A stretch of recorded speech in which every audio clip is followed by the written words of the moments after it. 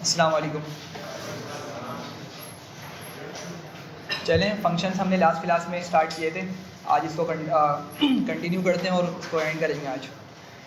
तो हमने एक रिटर्न कीवर्ड समझा था कि रिटर्न कीवर्ड किस तरह काम करता है। तो उसके लिए मैं एक फ़ंक्शन लिखता हूँ सबसे पहले। लेट से मैंने एक फ़ंक्शन बनाया, तो यहाँ मैंने एक फ़ंक्शन बनाया ऐड नंबर्स करके, इसको मैंने n1 और n2 दे दिया, कॉलन लगाया। जस्ट मैंने इनको क्या किया, इनके सम को प्रिंट करवा दिया मैंने।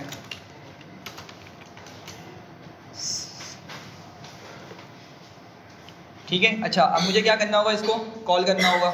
ठीक है, तो लेट से मैंने इसको कॉल किया, इसमें 2 नंबर्स भेजा मैंने और इसका आउटपुट क्या आ गया भाई, 9 आ गया। 4 और 5 का आउटपुट क्या आ गया, 9 आ गया। अच्छा, पॉइंट ये है कि अगर मैंने इस आउटपुट को, ये जो 9 है, इसको मैंने किसी अलग वेरिएबल में स्टोर करवाना है। ठीक है, तो क्या ख्याल है, अगर मैं इसको इस तरह से लिखता हूँ, नंबर लिखता हूँ या एडिशन लिख देता हूँ मैं यहाँ पे, इक्वल्स टू करता हूँ। ठीक है, तो अगर मैं अब इसको एग्जीक्यूट करूँगा तो क्या ख्याल है, एडिशन के अंदर नंबर सेव होगा या नहीं होगा? अच्छा भाई, नहीं होगा, एडिशन के अंदर नंबर सेव नहीं होगा। ठीक है, मैंने इसको एग्जीक्यूट किया और इसने अभी भी 9 दिखाया है। वो 9 इसी वजह से दिखाया कि हमने ऊपर प्रिंट फंक्शन का यूज़ किया हुआ है। अच्छा, अगर मैं आके एडिशन को प्रिंट करता हूँ तो ज़रा देखिए इसका आउटपुट क्या आता है। क्या दिखा रहा है, नन, मतलब उसने कोई आउटपुट सेव ही नहीं किया। सही है, तो पॉइंट समझ रहे हैं। अगर मुझे फंक्शन के अंदर मेरी जो लॉजिक है, अगर मुझे उसका आउटपुट किसी वेरिएबल में सेव करवाना है तो वहाँ प्रिंट फंक्शन काम नहीं करता। तो फिर कौन काम करता है, वहाँ पे अब आता है आपका रिटर्न कीवर्ड। ठीक है, तो अगर मैंने इस चीज़ की जगह मैंने क्या लिखा होता, प्रिंट हटा दूंगा मैं और यहाँ पे अगर मैं लिखता हूँ रिटर्न और जस्ट उसके आगे मेरी जो भी लॉजिक है उसको मैं लिख दूंगा। ठीक है, अगर आप लोग इससे कंफ्यूज हैं तो आप लोग इसको इस तरह से भी लिख सकते हैं। क्या करें, एक वेरिएबल बना लें यहाँ पे टोटल करके या किसी भी नाम से, और इसमें n1 n2 को सम करा के आपने स्टोर करवा दिया टोटल के अंदर। ठीक है, और टोटल को जब मैं रिटर्न करूँगा, ठीक है, तो अब ये जो हमारा फंक्शन बना है ये क्या करेगा, हमारे आउटपुट को स्टोर कर देगा किसी दूसरे वेरिएबल के अंदर। तो अब की मर्तबा जब मैं इसको एग्जीक्यूट करूँगा तो पहली बात तो मुझे कोई आउटपुट शो नहीं होगा, और जब मैं आकर एडिशन को प्रिंट करूँगा तो वो आउटपुट मेरे पास उस एडिशन के अंदर सेव हो चुका है, तो मुझे वो दिखा देगा उसका आउटपुट। सही है, समझ रहे हैं बात को। तो हमारा आउटपुट जो है ना वो कुछ भी हो सकता है, वो इंटीजर भी हो सकता है, वो आपका कोई फ्लोट भी हो सकता है, आपका कोई वो स्ट्रिंग भी हो सकता है, कोई बूलियन भी हो सकता है। ठीक है, अब लेट से एक और फंक्शन आता है सिंपल सा, उसमें हम रेडियस का सर्कल का एरिया कैलकुलेट करते हैं। ठीक है, एक सर्कल का क्या करते हैं हम, एरिया कैलकुलेट करते हैं। तो मैं यहाँ पे बनाता हूँ फंक्शन, उसका नाम देता हूँ कैलकुलेट क्रॉस सेक्शनल एरिया। ठीक है, अच्छा, मुझे इसमें 2 चीज़ें चाहिए होंगी। किसी को फॉर्मूला पता है क्या होता है, फॉर्मूला क्या होता है, पाई आर स्क्वायर होता है। क्या होता है, पाई आर स्क्वायर होता है। अच्छा, अब इसमें 2 हमें इनपुट्स की ज़रूरत है, मतलब 2 नंबर्स चाहिए ना मुझे, एक रेडियस चाहिए, दूसरा क्या चाहिए, पाई चाहिए। और हमने लास्ट क्लास में पढ़ा था कि भाई ऐसे नंबर्स जो हमें यूज़र से इनपुट करने की ज़रूरत ना हो उसको हम क्या करते हैं, डिफ़ॉल्ट आर्गुमेंट बना के लिख देते हैं। सही है, तो क्या ख्याल है, मैं पाई को खुद से डिफाइन कर दूँ, यहाँ पर करना पड़ेगा क्योंकि मुझे उससे मतलब कंप्यूटर की यूज़र से उस नंबर की ज़रूरत नहीं है मुझे। सही है, तो आप लोग बताएं पहले मैं रेडियस लिखूं या पाई लिखूं? रेडियस। हाँ भाई, पाई या रेडियस? पहले से रेडियस भाई, पहले आएगा हमारे पास रेडियस। हमने देखा था कि ऐसे पैरामीटर्स जिसकी हम खुद से वैल्यू सेट करेंगे हमेशा कहाँ लिखे जाते हैं, वो लास्ट में लिखे जाते हैं। सही है, पहले मैंने रेडियस लिखा, फिर कॉमा करके पाई लिख दिया, और पाई इक्वल्स टू करके मैं इसमें खुद से नंबर असाइन कर देता हूँ 3.142। हाँ, प्रीसाइजली वो भी असाइन कर सकते हैं। ठीक है, अच्छा, मैं नीचे आया, मतलब फंक्शन की बॉडी के अंदर आया, और यहाँ पे मुझे क्या करना है, वो फॉर्मूला लिखना है। सही है, तो मैं यहाँ पे एरिया का एक वेरिएबल बना लेता हूँ और वो फॉर्मूला लिखता हूँ। क्या होगा भाई, पाई टाइम्स, ठीक है, रेडियस टाइम्स रेडियस भी कर सकते हैं, और अगर आप लोग चाहें तो वो पावर वाली हेल्प भी ले सकते हैं। ठीक है, डबल स्टेरिस करके 2 लिख देंगे तो जब भी आपका क्या हो जाएगा, वो आर का स्क्वायर हो जाएगा। तो मर्ज़ी आपकी। अच्छा, अब मुझे क्या करना है भाई, मुझे इस एरिया को क्या करवाना है, मुझे किसी वेरिएबल में सेव करवाना है। और फंक्शन का यही पर्पज़ होता है, जब भी हम फंक्शन या मेथड्स बनाते हैं ना ऑब्जेक्ट ओरिएंटेड के अंदर, तो उनका यही पर्पज़ होता है कि हम क्या करें, जो भी हमारी लॉजिक हैंडल हुई है ना, जो भी हमने लॉजिक लिखी है, उसका आउटपुट क्या हो सके, किसी वेरिएबल के अंदर सेव हो सके। तो मुझे यहाँ पे क्या लिखना होगा, इसीलिए यहाँ पे रिटर्न का यूज़ करूँगा और एरिया में आगे इसके लिख दूँगा। ठीक है, एग्जीक्यूट करते हैं, आगे बढ़ते हैं, फंक्शन कॉल करते हैं, कैलकुलेट क्रॉस सेक्शनल एरिया, और रेडियस लेट से मैंने 3 आप यहाँ पे पास किया। ठीक है, अच्छा अभी हम यहाँ पे कोई ना यूनिट्स हैंडल नहीं कर रहे, लाइक सेंटीमीटर में हम पास कर रहे हैं नंबर, मिलीमीटर में कर रहे हैं, इस लॉजिक को अभी हमने हैंडल नहीं किया, हम जस्ट एक नंबर पास कर रहे हैं। ठीक है, और उसका आउटपुट एक्सपेक्ट कर रहे हैं। तो अगर मैंने इसको एग्जीक्यूट किया, क्या आंसर मिल रहा है मुझे, 28.278 मिल रहा है। और अगर मैं इस आंसर को किसी वेरिएबल में सेव करना चाहूँ तो जस्ट क्या करना होगा, मुझे पीछे जाके वेरिएबल लिखना होगा। तो मैं यहाँ पे एरिया के नाम से क्या करता हूँ, या सर्कल एरिया लिख देता हूँ मैं इसको। ठीक है, मैंने वेरिएबल बना लिया सर्कल एरिया करके, इक्वल्स टू करके उस फंक्शन को कॉल किया और मैंने उसमें अपना रेडियस भिजवा दिया। जब रेडियस ऊपर गया, वो 3 आपके पास रेडियस में आया, आपकी पूरी कैलकुलेशन परफॉर्म हुई, उसने कैलकुलेशन परफॉर्म करके एरिया में रिजल्ट को सेव किया, उस एरिया को रिटर्न किया, और वो जो एरिया रिटर्न हो रहा है वो हमारे पास सर्कल एरिया के अंदर जाकर सेव हो जाएगा। ठीक है, दोबारा से एग्जीक्यूट करते हैं इसको और सर्कल एरिया को प्रिंट करते हैं। तो देखें हमारे पास क्या हो गया है, अब एक फ्लोट आंसर आ रहा है। ठीक है, तो पॉइंट समझाने का क्या है कि भाई हम इंटीजर को भी रिटर्न करवा सकते हैं, फ्लोट को भी करवा सकते हैं, स्ट्रिंग को भी करवा सकते हैं, बूलियन को भी करवा सकते हैं। ठीक है, चलें भाई रिज्यूम करते हैं इसको। तो हमने देख लिया भाई रिटर्न किस तरीके से यूज़ होता है, सही है। अभी हम आगे बढ़ते हैं और एक और चीज़ देखें।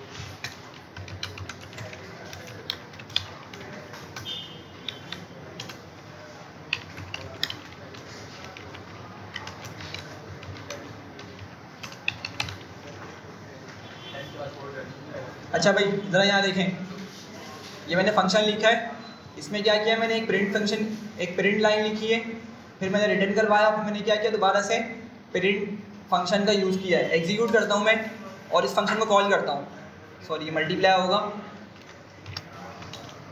ठीक है, फंक्शन कॉल किया मैंने, लेट से मैंने यहाँ भेजा 4,5। ठीक है, कोई इधर आउटपुट आएगा, इसका आउटपुट किस तरह से आएगा इसका,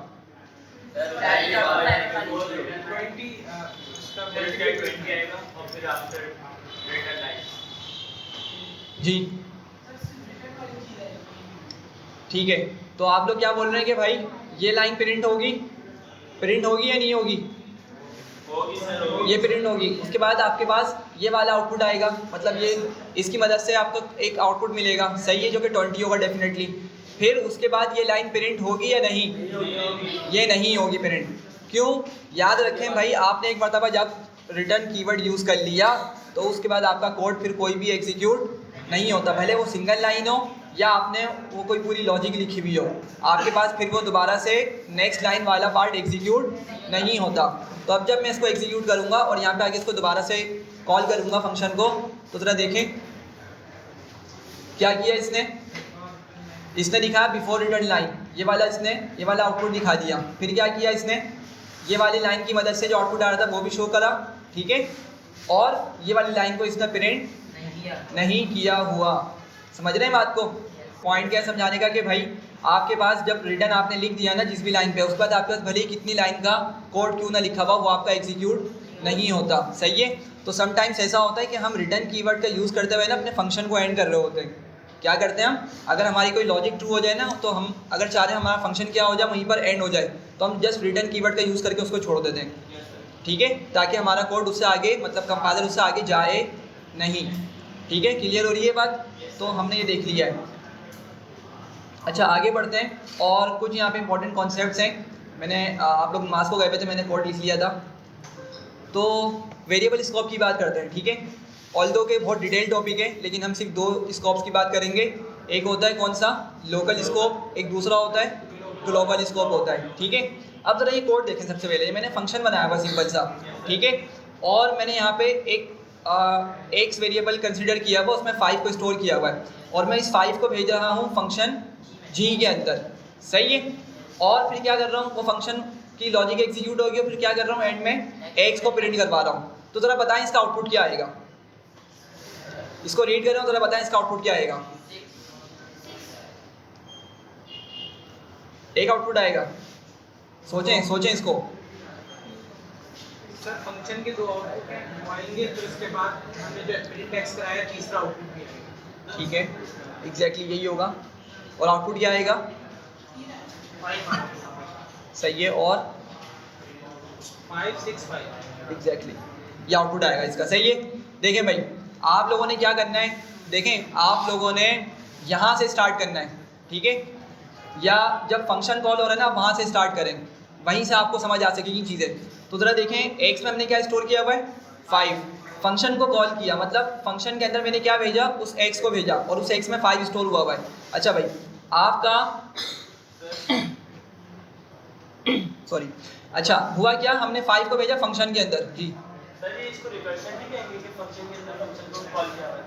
नहीं नहीं, ये रिकर्जन नहीं होती, ठीक है। देखते हैं रिकर्जन क्या होती है। यहाँ देखें क्या किया हुआ है भाई, एक्स को मैंने भिजवाया हुआ कहाँ पे, फंक्शन के अंदर। अब जरा मुझे सोच के बताएं, फंक्शन के अंदर कौन सा पैरामीटर इसको गेट करेगा, वाई, ठीक है। कौन गेट करेगा, वाई। लेकिन क्या मैंने पूरी जो भी मेरी लॉजिक लिखी हुई है फंक्शंस के अंदर, जो भी मैंने लाइंस लिखी हैं, क्या कहीं पर मैंने वाई का यूज़ किया, नहीं किया ना। तो क्या ख्याल है, एरर आएगा या कुछ आउटपुट मिलेगा? ठीक है, एरर नहीं आएगा। आप समझिएगा बात को। देखें वाई को तो मैंने आगे कहीं यूज़ ही नहीं किया, तो भाई फिर इसमें एक्स में, यहाँ पर जो एक्स है, इस एक्स में और इस एक्स में वैल्यूज़ कहाँ से आएंगी, वो असल में उठाएगा कहाँ से, ग्लोबल स्कोप से। नहीं, वाई से नहीं उठाएगा, समझे बात को। देखें वाई का मैंने कहीं आगे यूज़ किया हुआ है, देखें बात को समझें। वाई के अंदर हमें क्या मिला, ये 5 मिलेगा। जब मैंने 5 रख के भेजा ना, एक्स भेज रहा हूँ मैं फंक्शन के अंदर, मतलब एक्स की वैल्यू कितनी है, 5 है। मैंने 5 को भेजा ऊपर फंक्शन के पास, और वो वाई के अंदर आके स्टोर हो गया, सही है यहाँ तक। लेकिन मैंने अगली 2 लाइन्स में कहीं वाई का यूज़ ही नहीं किया, सही है। तो मतलब वाई में जो नंबर आके स्टोर हो रहा है ना, उसका मैंने कहीं आगे यूज़ ही नहीं किया हुआ। तो एक्स के अंदर असल में नंबर कहाँ से आएगा, बाहर से आएगा ये, ठीक है। ये आपका जो एक्स स्टोर किया हुआ है ना मैंने, जो मैंने बाहर लिखा हुआ है, भाई मुझे बताएं, आपका वेरिएबल फंक्शन के बाहर है ना, तो जब फंक्शन के बाहर आपका वेरिएबल होता है, भले ही आप उसको ऊपर लिखें इस तरीके से, या आप उसको नीचे लिखें, लेकिन पॉइंट ये कि बाहर होना चाहिए। जो आपका वेरिएबल है, अगर वो फंक्शन के बाहर है, तो हम उसको क्या बोलते हैं भाई, आपका वो ग्लोबल वेरिएबल है। क्या बोलते हैं उसको, ग्लोबल वेरिएबल है। यहाँ तक पॉइंट समझ रहे हैं। अच्छा हुआ क्या, फंक्शन के अंदर हमने एक्स का कोई, मतलब एक्स की कोई वैल्यू डिफाइन नहीं की हुई, ठीक है। तो क्या होगा, इसका मतलब क्या हुआ कि मैंने फंक्शन के अंदर कोई वेरिएबल डिफाइन नहीं किया हुआ। इसको हम बोलते हैं कि हमारे पास लोकल एक्स एग्जिस्ट नहीं करता, ठीक है। समझिएगा इस बात को, ये वर्ड्स इंपॉर्टेंट है, ठीक है। ये आप देखेंगे इसकी डॉक्यूमेंटेशन के अंदर इस तरीके से लिखा हुआ होता है कि भाई फंक्शन के अंदर अगर आपने किसी चीज़ को स्टोर कर दिया ना, लाइट से मैं बोलता हूँ यहाँ पे ए को स्टोर कर देता हूँ 10 करके, तो फंक्शन आपका, फंक्शन के अंदर जो मैंने ए को स्टोर किया है ना, ये आपका क्या कहलाता है, लोकल वेरिएबल कहलाता है। क्या कहलाता है ये, लोकल वेरिएबल, या हम इसको भी बोलते हैं लोकल स्कोप में लिखा हुआ है ये, सही है। तो अब पॉइंट समझिएगा, मैंने क्या फंक्शन के अंदर कोई लोकल वेरिएबल बनाया हुआ है एक्स का, नहीं ना।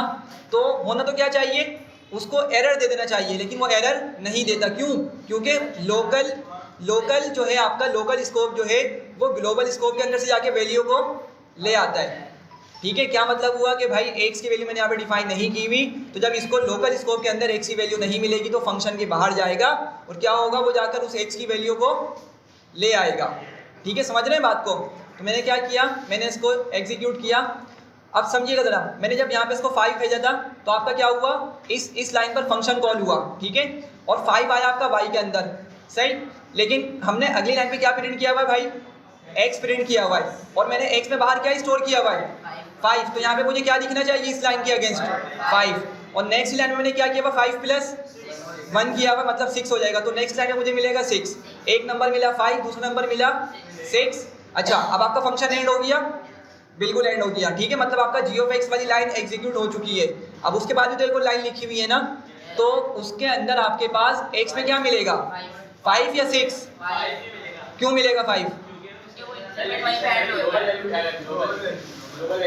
अच्छा बात ये कि मैंने उसको अंदर इंक्रीमेंट करवाया हुआ, तो इससे कोई इफेक्ट पड़ेगा क्या मेरे ग्लोबल वेरिएबल पर? नहीं पड़ेगा। क्यों? एग्जैक्टली ये पॉइंट है कि भाई मैंने उसको स्टोर नहीं करवाया, मैंने अपडेट तो किया वैल्यू को, समझे। यहाँ पे मेरा 5 प्लस 1 यहाँ पे क्या हो रहा है 6 हो रहा है, लेकिन क्या मैंने 6 को उठा के दोबारा से उस ग्लोबल वाले के अंदर असाइन करवाया, स्टोर करवाया? नहीं करवाया, सही है। ऑल तो के कर भी नहीं सकते हम, ये कर भी नहीं सकते, भी दिखाऊंगा मैं आगे जाके एग्जाम्पल आएगी कि लोकल स्कोप में रहते हुए आप किसी ग्लोबल वाले को, किसी ग्लोबल वेरिएबल को चेंज नहीं कर सकते, सही है। ये रिस्ट्रिक्शन है इसकी पाइथन के फंक्शन, पाइथन के अंदर। तो खैर देखते हैं, पॉइंट यहाँ पर ये है कि भाई हमने जस्ट क्या किया हुआ है, उसमें वैल्यू को 1 को प्लस किया और जस्ट शो करवा दिया, सही है। तो इसका आउटपुट क्या आएगा भाई? इसका आउटपुट ये आएगा, क्या आया 5 6 5। तो समझ पा रहे हैं आप लोग? ठीक है, आप लोगों का पॉइंट यहाँ पर सही था कि भाई यहाँ से जो एक्स प्रिंट हो रहा है ना वो क्या उठाएगा, वो ग्लोबल से उठाएगा, बात सही है। लेकिन ये भी आपको पता होना चाहिए कि भाई यहाँ पर अंदर खड़े होकर हमने जस्ट क्या किया है, सिर्फ डिस्प्ले करवाया है। जो हमारा ओरिजिनल वेरिएबल है एक्स वाला, उसके अंदर हमने कोई भी चेंज नहीं किया, कर भी नहीं सकते। एग्जैक्टली यहाँ तक बात समझ आ रही है? चलें आगे देखें।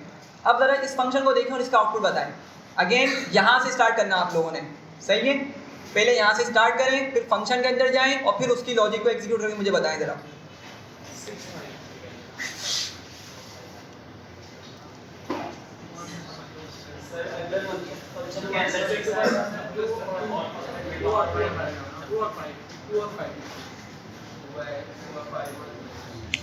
जी भाई, फंक्शन के अंदर 6 आएगा, कैसे आएगा?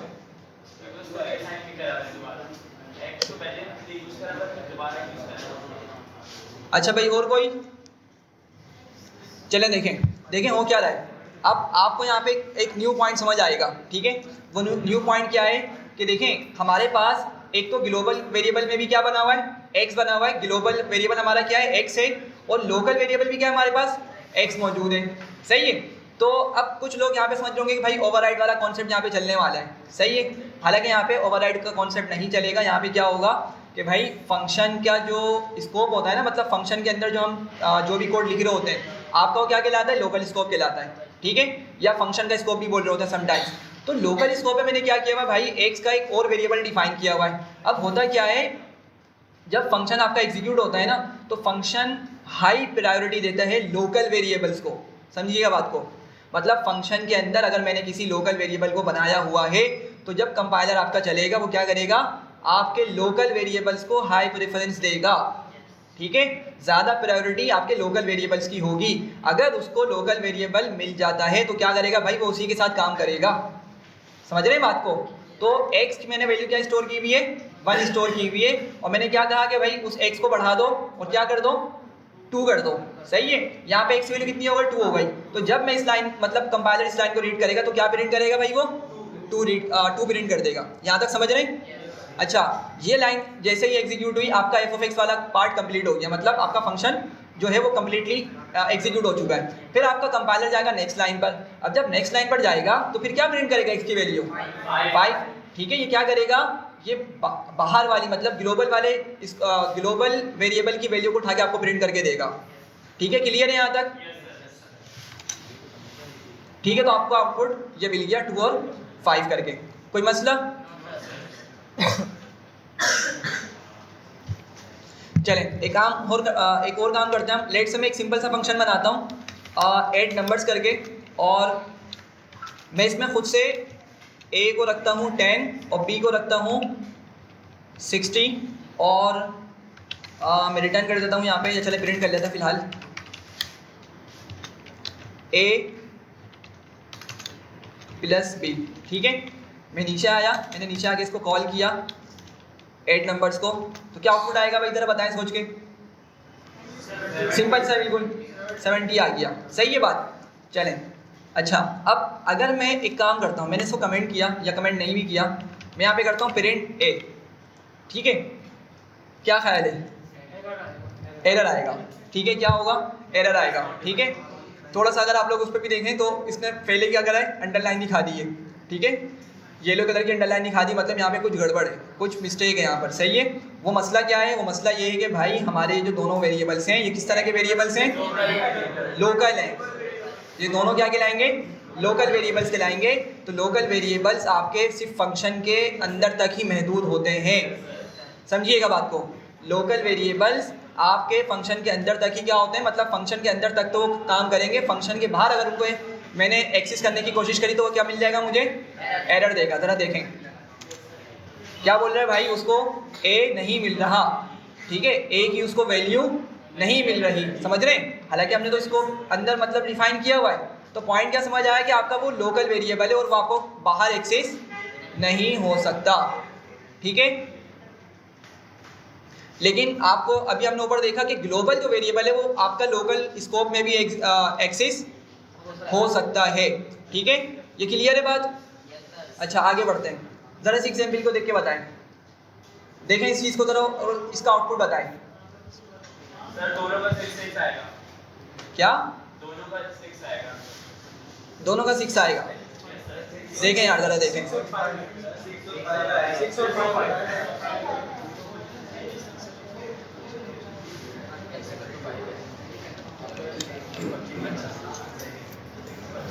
जी भाई, यहाँ से बताएं कोई, सेंटर या लेफ्ट से बताएं कोई।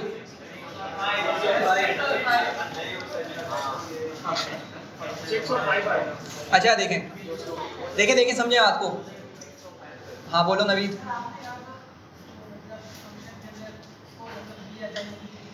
हाँ एग्जैक्टली यही बात है। देखें पॉइंट समझें कि मेरे पास एक कहाँ पे डिफाइन है, ठीक है, एक्स आपका ग्लोबल वेरिएबल है, ऐसे ही है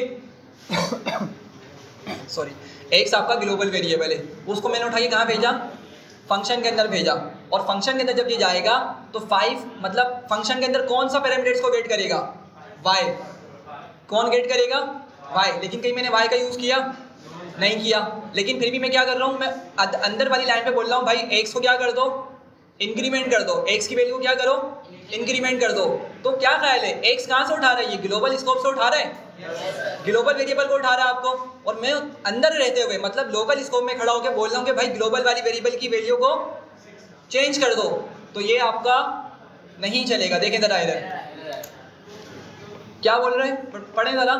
can not access local variable X, ठीक है, मतलब पॉइंट समझे कि क्या है कि मसला कहाँ पर आ रहा है आपका? इस लाइन पर मसला आ रहा है, ठीक है, मसला कहाँ आ रहा है? इस लाइन पर आ रहा है, ठीक है। यहाँ पे क्या हुआ? फंक्शन कॉल हुआ, यहाँ देखिए जरा एरर दिखा रहा है आपको, यहाँ पे फंक्शन कॉल हुआ और फंक्शन कॉल होने के बाद आपका इस लाइन पर वो आपका कोड क्रैश कर रहा है। क्यों? चूँकि हम लोकल स्कोप में रहते हुए ग्लोबल वेरिएबल की वैल्यू को चेंज नहीं कर सकते। समझ आ गई बात? ये कुछ छोटे छोटे से रूल्स हैं जो आपको होपफुली समझ आ रहे होंगे, सही है। तो अगर मैंने इस लाइन को कमेंट कर दिया और फिर इसको एग्जीक्यूट किया तो क्या ख्याल है, अब चलेगा ये?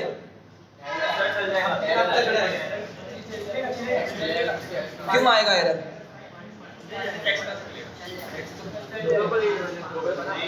भाई जरा सब बताएं, यहाँ से बताएं, एरर आएगा या नहीं आएगा? देखें ग्लोबल वेरिएबल लोकल के अंदर एक्सेस हो सकता है। अभी ये हमने देखा ना ऊपर, शायद पहली एग्जाम्पल हमारी यही थी, ये था ना, देखें ग्लोबल वेरिएबल था हमारा, ग्लोबल स्कोप में था ना, मतलब ग्लोबल वेरिएबल था, तो आपका वो लोकल के अंदर एक्सेस हो गया भाई, उसने आउटपुट प्रिंट करके दिया था ना। तो ग्लोबल वेरिएबल को लोकल स्कोप में हम एक्सेस कर सकते हैं, लेकिन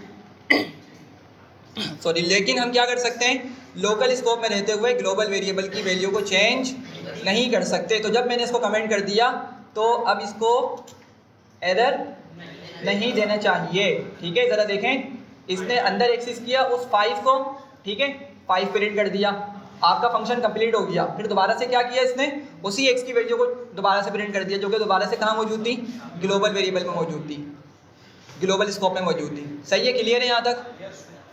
आगे बढ़ते हैं, चलें तो यहाँ देखें, आप देखें इसको, समझें, उसको बताएं कि आउटपुट क्या आएगा इसका।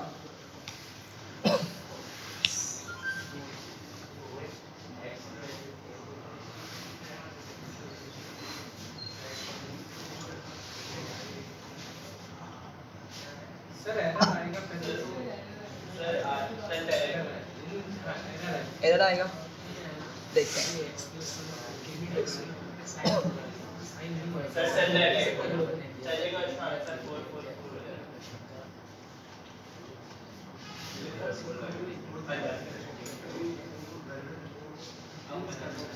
जी भाई,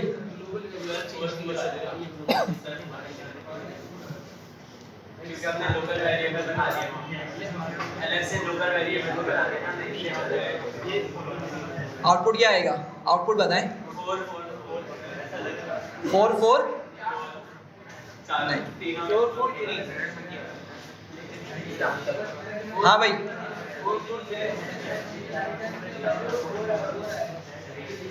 चलें देखें यार, इसको देखें, आंसर आ गया ऐसे कैसे। ठीक है, आंसर सही दे दिया इन्होंने। अच्छा यार, बातें नहीं, यहाँ देखें, बातें नहीं करें। एक्स की वैल्यू कितनी है? 3, और कहाँ लिखा हुआ ये? फंक्शन के बाहर है, और फंक्शन के बाहर जो वेरिएबल्स होते हैं उसको हम क्या बोलते हैं? ग्लोबल। लोकल नहीं, क्या बोलते हैं? ग्लोबल वेरिएबल, या दूसरा वर्ड होता है ग्लोबल स्कोप में लिखा हुआ है वेरिएबल। ठीक है, मर्जी आप जो भी यूज़ करें। मैंने उस 3 को उठाया, कहाँ भेजा? फंक्शन के अंदर भेज दिया। ठीक है, ये फंक्शन कॉल किया ना मैंने, ठीक है, और सॉरी, और अभी हमने डिस्कस किया था कि भाई मैं z इक्वल्स टू करके क्यों लिख रहा हूँ? क्योंकि मुझे क्या करना है, उस फंक्शन की मदद से जो आउटपुट आएगा ना उसको कहाँ पे सेव करना है? z वेरिएबल के अंदर सेव करना है मुझे, इस वजह से मैंने इसको इस तरह से लिखा हुआ है। सही है, तो इससे कंफ्यूज नहीं होइएगा। अब हुआ क्या, मैंने 3 को भेजा फंक्शन के अंदर। अच्छा, x के अंदर क्या क्या डेटा आया? x के अंदर आपका 3 गेट हो गया। सही है, x की वैल्यू 3 हो गई। अच्छा, मैंने क्या किया, मैंने बोला भाई उस 3 को +1 करो। 3 + 1 कितना हो गया? 4, और 4 को कहाँ पे सेव करवा दिया मैंने? x के अंदर सेव करवा दिया। सही है, तो अगली ही लाइन पे मैंने उस x को प्रिंट किया। सही है, अब समझिएगा बात को, यहाँ पर ये जो x प्रिंट होगा ये कौन सा होगा? ग्लोबल वाला या लोकल वाला? लोकल वाला। अभी अभी रूल पढ़ा हमने, कहाँ था? ये था ना, देखें अभी अभी हमने पढ़ा था कि भाई आपका x बाहर भी था और x आपका अंदर भी था, लेकिन इसने जो हमें प्रिंट करके आउटपुट दिखाया वो कौन से वाले का दिखाया था? किसके लिहाज से दिखाया था? लोकल वेरिएबल के हिसाब से इसने आउटपुट दिखाया था। मतलब अगर आपके पास लोकल वेरिएबल हो तो रूल क्या है कि लोकल वाले को ज़्यादा प्रेफरेंस मिलेगी। ठीक है, लोकल वाला आपका काम करेगा। तो वही चीज़ है यहाँ पर कि भाई आपके पास ये x में जो वैल्यू स्टोर हुई है ना, जो कि क्या है हमारे पास अभी 4, अभी क्या हो गई है? वो 4 हो गई है प्लस हो जाने के बाद। तो वो क्या करेगा, इस लाइन पे आके किसको प्रिंट करेगा? 4 को प्रिंट करेगा। अच्छा, अब सर समझिएगा, ये जो आपका x है सॉरी, ये जो आपका x है लोकल है ना, ये क्या है? लोकल। मैं इस लोकल वेरिएबल की वैल्यू को बाहर रिटर्न करवा रहा हूँ, समझ रहे हैं? बाहर भी जा रहा हूँ, तो आपका वो जो 4 है वो किस में भी सेव हो जाएगा? आपके पास z में भी सेव हो जाएगा। समझ रहे हैं? और जब मैं z की वैल्यू को प्रिंट करूँगा तो z की वैल्यू भी क्या मिलेगी मुझे? 4 मिलेगी। तो मुझे अभी तक 4 और 4 मिल चुका है। समझ रहे हैं यहाँ तक बात को? अच्छा, अब जरा सोच के बताएं कि यहाँ पर x में क्या वैल्यू मिलेगी? 3 या 4? ग्लोबल वाली आएगी। कोई रीजन बताएगा? क्योंकि सर लोकल को यूज नहीं कर सकते, ग्लोबल क्योंकि लोकल तो वैसे भी यूज करता है। यदि हमने ग्लोबल को ये जो मैंने यहाँ पे चेंज किया है, मैंने यहाँ पे जो इंक्रीमेंट करवाया है, क्या इसका इफेक्ट मेरे ग्लोबल वेरिएबल पे पड़ेगा? नहीं पड़ेगा। अभी अभी ऊपर डिस्कस किया ना कि भाई लोकल स्कोप में रहते हुए ग्लोबल वाले के साथ आपको हम कोई चेंज नहीं कर सकते। तो एक्चुअली जो x है आपका, आप ये बोल सकते हैं सिर्फ इसका जो स्कोप है वो सिर्फ फंक्शन के अंदर तक है, जिसको हमने लोकल बोला हुआ है। ठीक है, तो आपका ये जो x है भाई ये 3 ही प्रिंट होगा। ठीक है, प्रिंट करते हैं ज़रा। ठीक है, तो ज़रा देखें क्या हुआ। 4 4 3 आ गया इसका आउटपुट। सही है, क्लियर है यहाँ तक? चलें अब सॉरी, अब ज़रा देखें, ये एक छोटी सी एग्जाम्पल है। वैसे रिकर्जन ना खुद एक अलग टॉपिक है, पूरी इस पर क्लास हो सकती है, तो अभी हम बहुत डिटेल में रिकर्जन को स्टडी नहीं कर रहे। ये बस एक थोड़ा सा उसके बारे में बताने के लिए कि होता क्या है। देखें नेस्टेड, ज़रा आप लोग बताएं कि नेस्टेड का मतलब क्या होता है? नेस्टेड का मतलब ये होता है कि भाई एक चीज़ में कोई दूसरी चीज़, ठीक है, किसी एक चीज़ के अंदर दूसरी चीज़। हमने पढ़ा सबसे पहले नेस्टेड इफ, ठीक है, पढ़ा था या नहीं पढ़ा था? मतलब एक इफ के अंदर दूसरा इफ हो गया। वो नेस्टेड का मतलब क्या है? एक के अंदर दूसरी चीज़, बस ये मतलब है। लेकिन अगर वो इफ लिखा हुआ है साथ में तो मतलब एक इफ में दूसरा इफ, दूसरे में तीसरा एंड सो ऑन। ठीक है, इसी तरीके से हमने पढ़ा था नेस्टेड फॉर लूप। पढ़ा था हम लोगों ने। मतलब क्या हुआ कि भाई एक फॉर लूप में दोबारा फॉर लूप, उसमें दोबारा से फॉर लूप हमने यूज़ किया, ठीक है, तो नेस्टेड फॉर लूप हो गया। अब हम बोले नेस्टेड फंक्शन, मतलब एक फंक्शन के अंदर दूसरा और दूसरे के अंदर तीसरा भी हो सकता है, एंड सो ऑन, जितने आप लिखना चाहें उसको लिख सकते हैं। ये बात समझ रहे मेरी बात, ठीक है। तो अब जरा समझे यहाँ पे क्या हुआ, मैंने फंक्शन को कॉल किया यहाँ पर, ठीक है, सिंपल सा बस फंक्शन को कॉल किया मैंने, क्या होगा ज़रा सोच के बताएं। पहला एक फंक्शन कॉल होगा, उसके बाद से दूसरा फंक्शन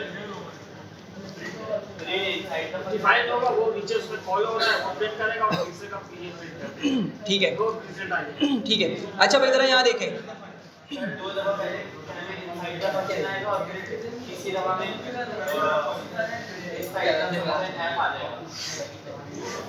हाँ भाई सर दो दफा क्या नाम है, पहले वो आएगा स्क्रीन फंक्शन और फिर तीसरी दफा में क्या नाम है ऐप फंक्शन आ जाएगा। अच्छा ऐसी बात है। अच्छा यार समझे, चलें यहाँ समझे, यहाँ समझे सारे, यहाँ फोकस करें। देखें फंक्शन कॉल किया मैंने, जैसे ही फंक्शन कॉल होगा फंक्शन पाइथन क्या करेगा, जाकर ढूंढेगा कि भाई वो फंक्शन कहाँ डिफाइन हुआ हुआ है, तो फौरन से कहाँ पर पहुँच जाएगा, वो इस जगह पर आ जाएगा, सही। इसको पता चलेगा भाई फंक्शन यहाँ पे डिफाइन हुआ हुआ है, और जब फंक्शन का उसको पता चलेगा वो क्या करेगा, उसकी बॉडी में एंटर होगा, मतलब अब वो इन लाइंस को रीड करने वाला है। ये बात क्लियर है। अच्छा अब जैसे ही इंटर होगा जरा मुझे सोच के बताएं कि वो क्या करेगा, वो डायरेक्ट यहाँ पर इंटर हो जाएगा, इसको कॉल करेगा, या वो डायरेक्ट यहाँ पर आएगा। वो डिफाइन करके नीचे आ जाएगा, पहले वो पहले पे आएगा फिर दूसरे पे आएगा। नहीं ऐसा नहीं होता, समझे बात को। हमने बात की थी कि भाई फंक्शन हमारा जब कॉल होता है जब ही जाकर वो उसकी एग्जीक्यूशन होती है। क्रिएशन तो हो चुकी है, देखें जब इसको एग्जीक्यूट करेंगे क्रिएट तो भी हो जाएगा, लेकिन ये काम कब करेगा, जब कॉल किया जाएगा, सही है, जब कॉल किया जाएगा जब ये काम करेगा, सही है। तो समझे ज़रा, मैंने फंक्शन एफ को कॉल किया तो आपका कंपाइलर इस लाइन पर आ गया, और मतलब वो अंदर की लाइंस को एग्जीक्यूट करने लगेगा, सही है। लेकिन जब अंदर की लाइंस को एग्जीक्यूट करने लगेगा इसको पता चलेगा भाई पहली ही लाइन पे एक और फंक्शन डिफाइन हुआ है, सही है, तो वो उसको क्रिएट कर देगा लेकिन कॉल नहीं करेगा, सही है।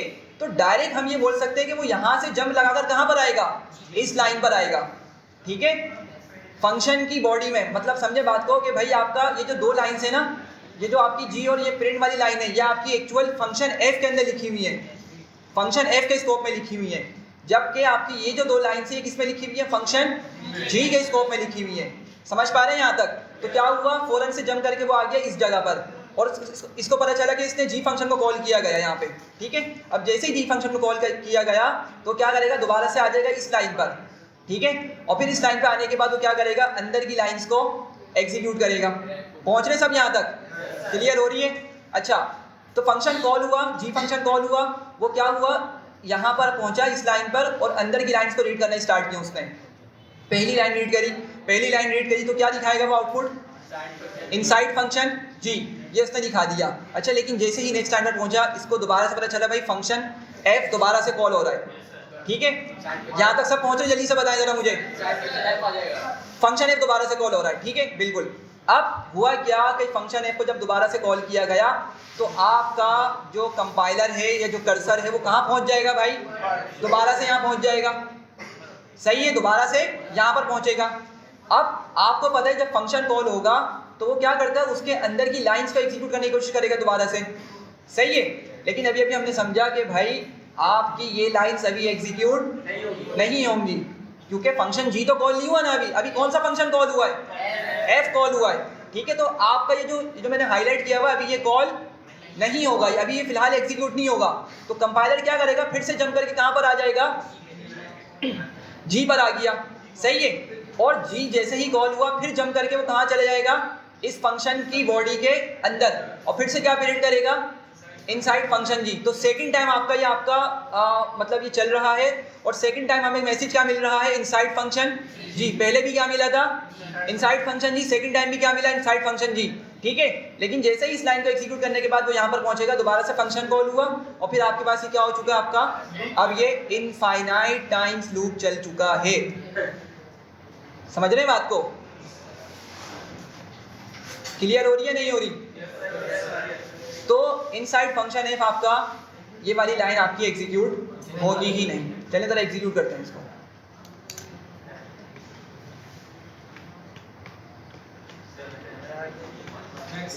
ठीक है, ये एरर दिखाएगा यहाँ पे मैक्सिमम रिकर्जन डेप्थ एक्सीडेड, मतलब आपके पास जितना मैक्सिमम ये चला सकता था उसने चला दिया।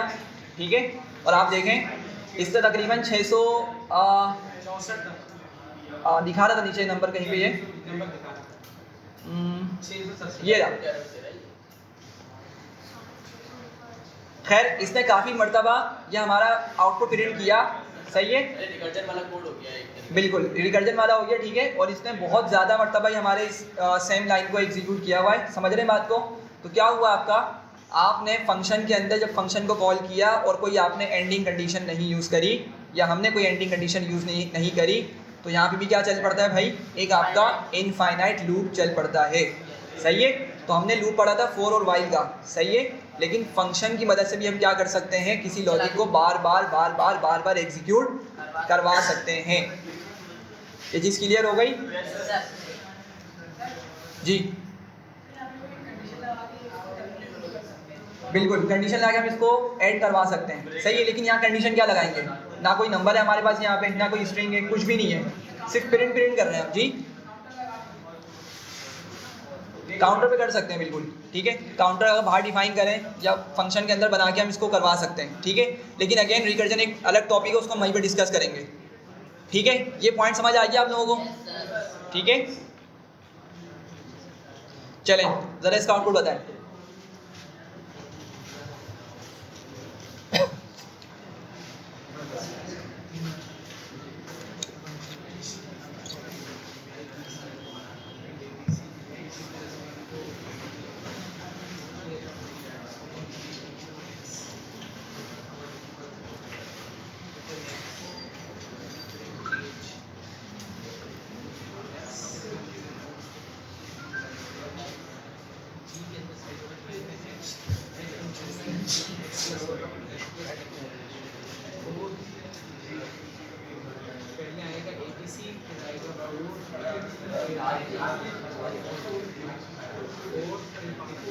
सर पहले ABC आएगा, फिर 4 आएगा, फिर 4 आएगा, फिर 3 आएगा। पहले ABC आएगा, फिर 4 आएगा, फिर 4 आएगा, फिर 3 आएगा। देखते हैं। सर 3 ABC आंसर कर जाते हैं। सर प्राइस की वैल्यू 3 ABC आ रही है। नहीं, पहले 4 आएगा, फिर ABC आएगा, फिर 4 आएगा, फिर सर Z की वैल्यू 3 ABC हो जाएगी। 4 ABC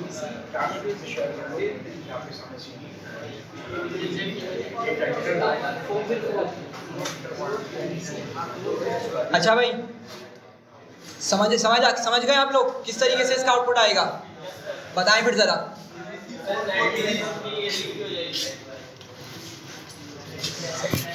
टास्क लेकर के आइएगा 5-10 मिनट के लिए बस, अगर टाइम हुआ तो टास्क दे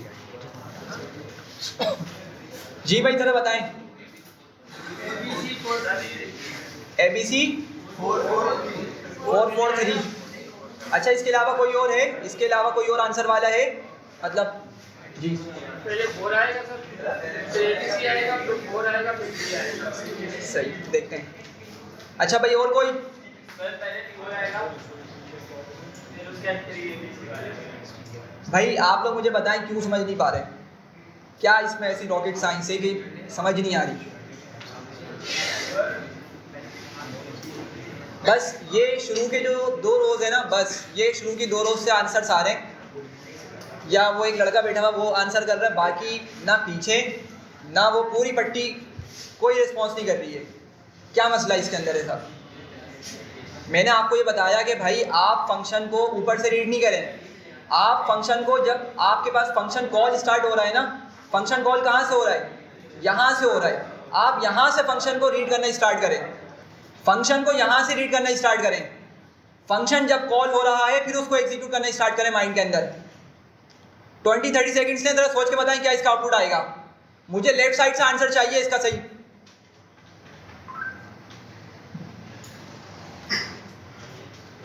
इस लाइन से रीड करना स्टार्ट करें फंक्शन को जरा।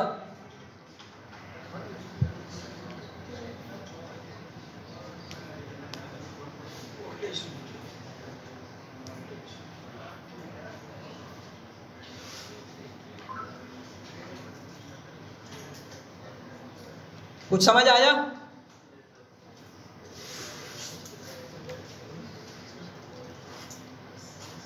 देखें इधर समझे आप भाई, फंक्शन को ऊपर से रीड नहीं करें, यहां से रीड करना स्टार्ट करें।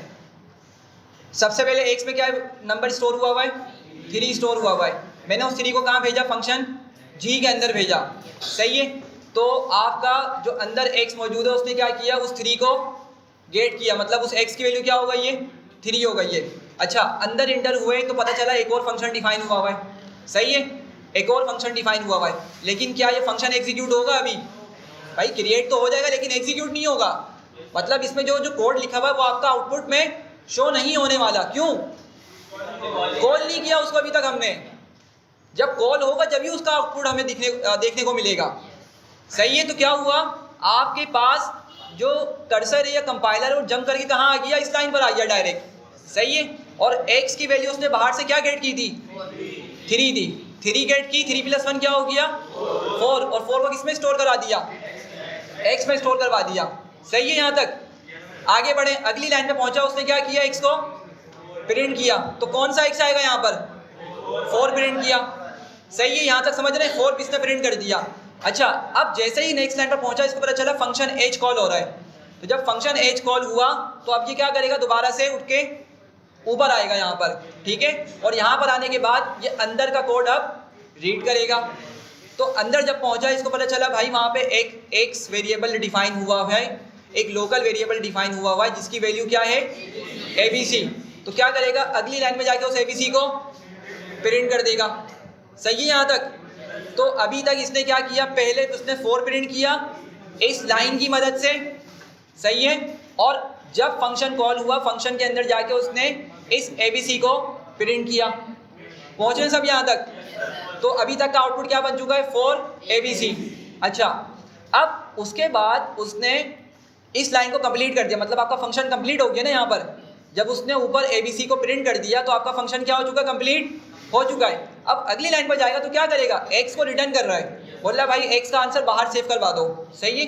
तो ज़रा मुझे बताएं एक्स यहाँ से क्या रिटर्न होगा? क्या ABC या 4? देखें, जो फंक्शन का वेरिएबल है ना, मतलब जिस फंक्शन का लोकल वेरिएबल है ना, वही फंक्शन आपका रिटर्न होगा।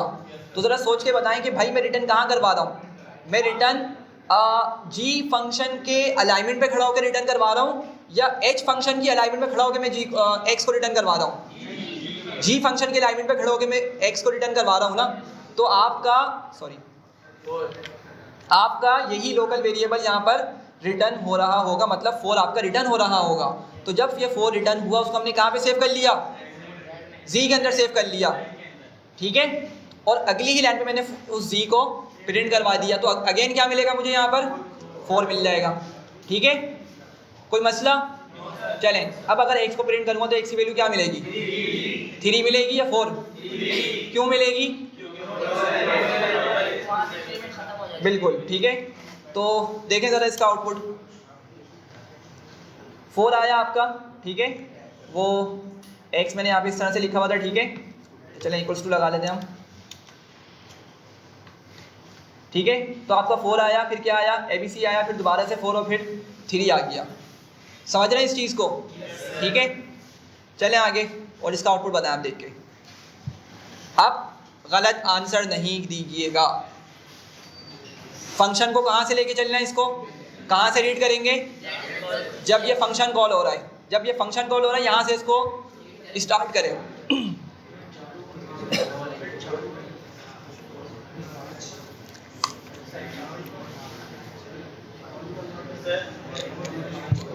पहले 4 आएगा तो 5 आएगा, 4 आएगा, 4 तो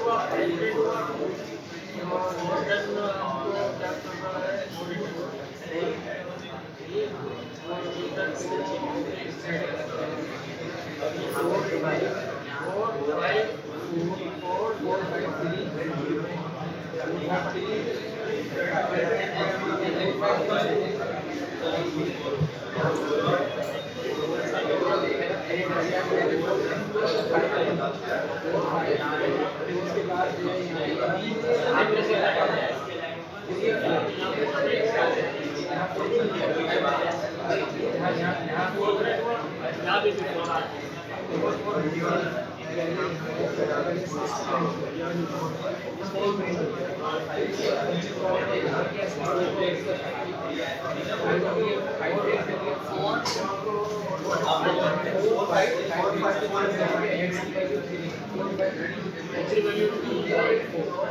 भाई सर पहले 4 आएगा, 5 आएगा, फिर 4 आएगा, 4 5 4 5 3 4, ये आंसर है आप लोगों का। चलें 4 5 4, चलें यार चलें, देखते हैं इसको, देखते हैं। देखें यहाँ देखें, 3 को रिटर्न, 3 को अंदर भेजा मैंने, फंक्शन जी के अंदर क्या किया, 3 को भेजा, अंदर x ने क्या किया, उस 3 को गेट किया। फिर आपका कंपाइलर कहाँ आ जाएगा, डायरेक्टली इस लाइन पर आएगा। 3 + 1 क्या हुआ, 4, x के अंदर 4 सेव हुआ, हमने इस 4 को यहाँ पे प्रिंट करवा दिया, ठीक है। तो ये आपका मैसेज प्रिंट हो जाएगा और आपको यहाँ पे इसकी वैल्यू 4 मिल जाएगी। अगली लाइन पर गया तो हम x को दोबारा से किस में भेज रहे हैं, फंक्शन h पे, मतलब x कौन सा जाएगा मेरा यहाँ पर, ग्लोबल स्कोप सॉर्ट कर जाएगा या लोकल स्कोप सॉर्ट कर जाएगा, सॉरी मिक्स आवाज आ रही, कुछ समझ नहीं आ रहा मुझे।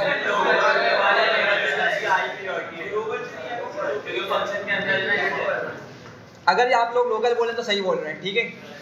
तो अगेन क्या होगा भाई, लोकल वाले को हाई प्रायोरिटी मिलती है, सही है।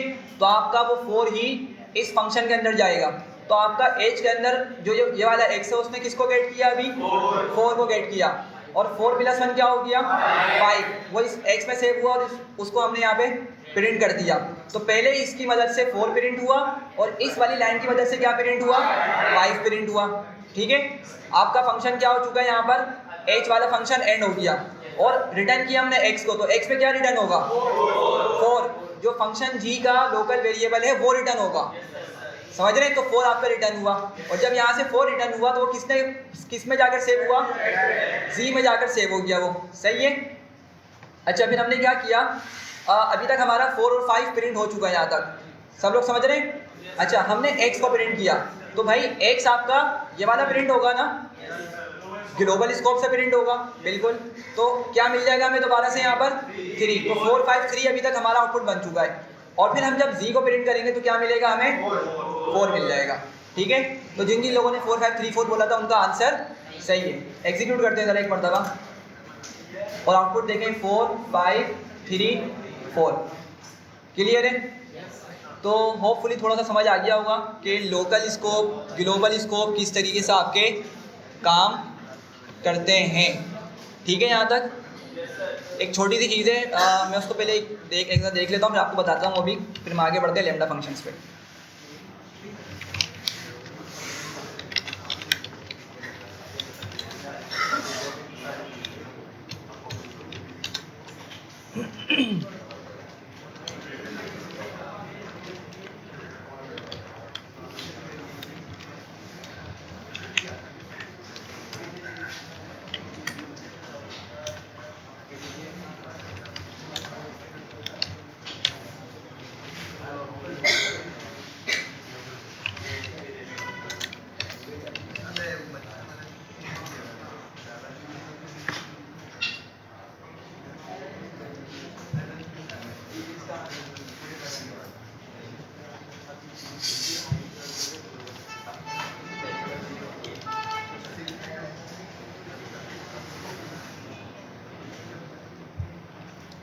फंक्शन कॉल होगा तो ये एग्जीक्यूट होगा ना।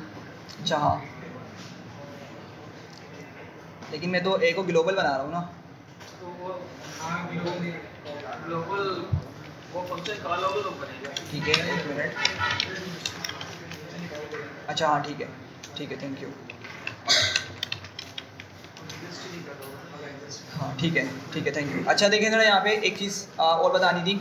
अभी आप लोगों ने देखा कि भाई अगर हम फंक्शन के अंदर कोई वेरिएबल्स को स्टोर करा दें तो वो उनका स्कोप क्या होता है, लोकल होता है, बाहर उसको हम एक्सेस नहीं कर सकते। तो लेट से अगर यहाँ पर हमने क्या किया हुआ है, अच्छा अभी तो जाके सेव हो गया असल में मेमोरी के अंदर, लेकिन पॉइंट समझे, आपको पॉइंट पता है कि अगर मैंने 2 वेरिएबल्स बनाए हैं फिलहाल यहाँ पे ए और बी, और दोनों किस तरह के हैं भाई, लोकल वेरिएबल्स हैं। तो अगर मैं बाहर इनको एक्सेस करना चाहूँगा वो एरर एरर देंगे कि उनको लोकल स्कोप मतलब ए की वैल्यू नहीं मिल रही। सही है। तो होता क्या है, हमारे पास ना ग्लोबल का कीवर्ड होता है, ठीक है। तो अगर हमें फंक्शन के अंदर से किसी वैल्यू को बाहर भिजवाना हो, ठीक है, बाहर एक्सेस करवाना हो, तो उसके लिए हम क्या यूज़ करते हैं भाई, ग्लोबल कीवर्ड का यूज़ करते हैं। तो अगर आपको एक वेरिएबल है तो सिंपल आप उसी का नाम लिखते हैं, ग्लोबल लिख के उसका नाम लिख दें।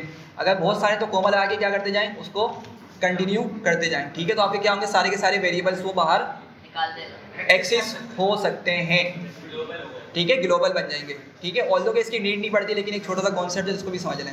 यहाँ तक क्लियर है? तो देखें ज़रा, इसको एग्जीक्यूट करते हैं। अभी तो खैर चल जाएगा क्योंकि मेमोरी में सेव हुआ है। मैं एक काम करता हूँ, इनका नाम चेंज करता हूँ, इसको मैं एक्स और वाई बोल देता हूँ। डबल ए करते हैं सर, डबल ए कर दूँ, चलें इसका ही तो बिल्कुल भी डिफाइन नहीं। इस पर डबल भी कर देते हैं।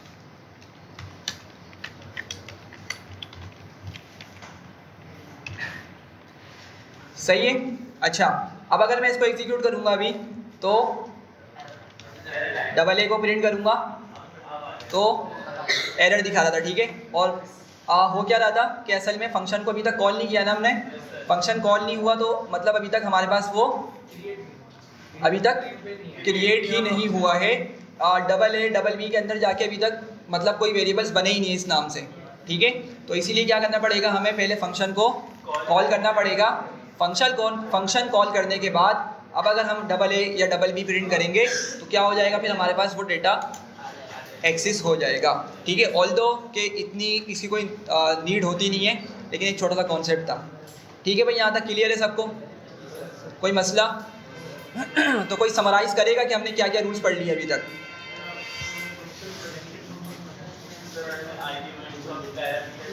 ग्लोबल स्कोप के वेरिएबल्स या ग्लोबल वेरिएबल्स आपके लोकल के अंदर एक्सेस हो सकते हैं, एक रूल हो गया, ठीक है। सेकंड रूल क्या था कि आपके जो लोकल वेरिएबल्स हैं वो बाहर एक्सेस नहीं हो सकते, दूसरा रूल था। ऊपर के लिहाज से हम मतलब सीक्वेंस वाइज चलते चले आ रहे हैं, ठीक है।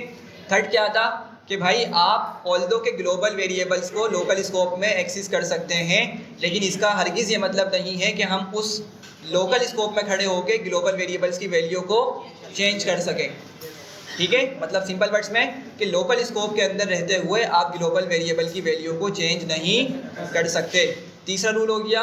और चौथा रूल क्या था कि भाई अगर आपके पास ग्लोबल भी वेरिएबल है, ग्लोबल वेरिएबल भी मौजूद है और उसी नाम से लोकल वेरिएबल भी मौजूद है, तो अगर हम कोई कैलकुलेशन फंक्शन के अंदर परफॉर्म कर रहे हैं या किसी चीज़ को रिटर्न करवा रहे हैं या किसी फंक्शन में पास कर रहे हैं, तो वहाँ पर हाई प्रायोरिटी किसकी होगी?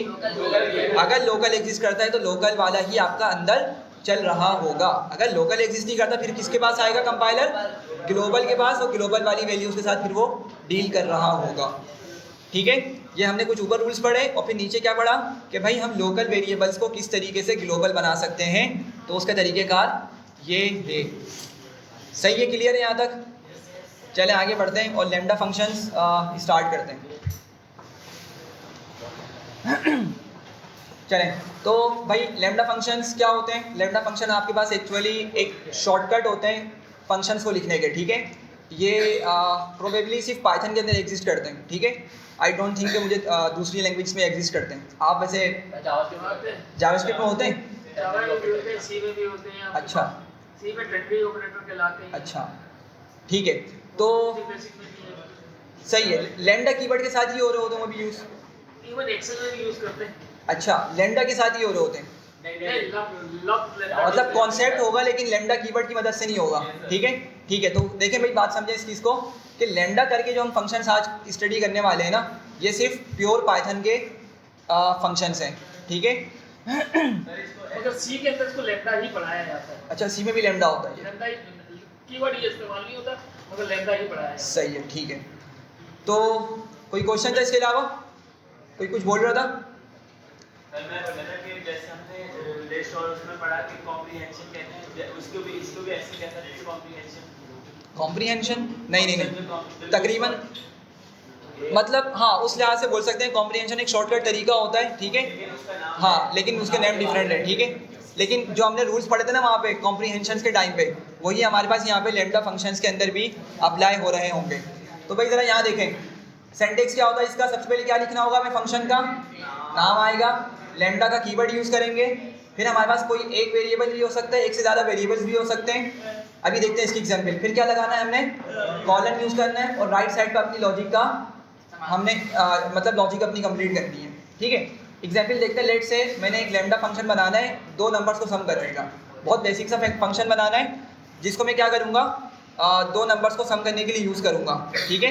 तो सबसे पहले फंक्शन का नाम लिखते हैं, ठीक है। ऐड नंबर से ही मैंने इसका नाम रख दिया, ठीक है। और क्या करूँगा, इक्वल्स टू का यूज़ करूँगा और क्या कीवर्ड आएगा मेरे पास, लैम्डा। अच्छा अब सोच के बताएं, मैंने फिलहाल आपको बताया कि दो नंबर्स को मैं हैंडल करने के लिए ये फंक्शन बना रहा हूँ। तो मुझे एटलीस्ट कितने नंबर्स चाहिए होंगे, दो ही चाहिए होंगे ना भाई। तो कितने वेरिएबल्स बनेंगे मेरे, दो ही वेरिएबल्स बनेंगे, सही है। तो क्या मैं यहाँ पे लिख सकता हूँ a, b या x, y या जो भी आप लिखना चाहें, आपने उसका नाम देके यहाँ पे लिख देना है। तो आपने दो यहाँ पे वेरिएबल्स का यूज़ कर लेना है और कोमा करके आपने यूज़ करना है, सही है। अच्छा फिर कॉलन लगाया और राइट साइड पे हमने क्या करना है, उसकी लॉजिक हैंडल करनी है। तो मुझे क्या करना है, इन नंबर्स को ऐड करना है। तो क्या मैं लिख सकता हूँ सिंपल a + b, बस हमारी लॉजिक कंप्लीट हो गई, सही है। अच्छा अब एक पॉइंट समझिएगा, देखें हमने ऊपर क्या किया था, ऊपर हमने काम किया था कि हमने ना जब फंक्शन बनाया था तो फंक्शन के आउटपुट को किसी वेरिएबल में सेव करने के लिए एक कीवर्ड यूज़ किया था। वो क्या कीवर्ड था, रिटर्न। हम यहाँ पर रिटर्न कीवर्ड का यूज़ नहीं करते, लेकिन यहाँ पर ऑटोमेटिकली रिटर्न वाली फंक्शनैलिटी काम कर रही होती है। तो अगर मैं इस फंक्शन को किसी वेरिएबल के अंदर असाइन करूँ तो क्या होगा, मतलब इसका जो आउटपुट आएगा वो हमारे वेरिएबल के अंदर जाकर स्टोर हो जाएगा। अब समझे मैं क्या बोल रहा हूँ। इसको एग्जीक्यूट कर दिया मैंने। लेट से जस्ट मैं पहले कॉल करता हूँ 8 नंबर्स फंक्शन को और यहाँ पे मैं 5,6 भेज देता हूँ, ठीक है। इसने क्या किया, सम किया और आउटपुट दिखा दिया, सही है। मैं क्या चाह रहा हूँ कि भाई ये जो आउटपुट आया ना, इसको मैं क्या करूँ, किसी वेरिएबल में भी असाइन कर दूँ। तो जस्ट मैं आऊँगा यहाँ पे और टोटल लिख देता हूँ, इक्वल्स टू करता हूँ, एग्जीक्यूट किया तो देखा क्या किया। अब हमें आउटपुट तो नहीं दिखाना अभी, मतलब रिटर्न वाली फंक्शनलिटी यहाँ पे काम कर रही है। और अगर अब मैं नीचे आके इस टोटल को प्रिंट करूँ तो क्या मिलेगा भाई मुझे आउटपुट में, उसका आंसर मिल जाएगा। समझ रहे हैं बात को। तो यहाँ पर हम रिटर्न कीवर्ड यूज़ नहीं करते, लेकिन फंक्शनलिटी यहाँ पे वो काम कर रही होती है। क्लियर है यहाँ तक। चलें कुछ और फंक्शन हम सॉल्व करते हैं यहाँ पे। हाँ 1 मिनट।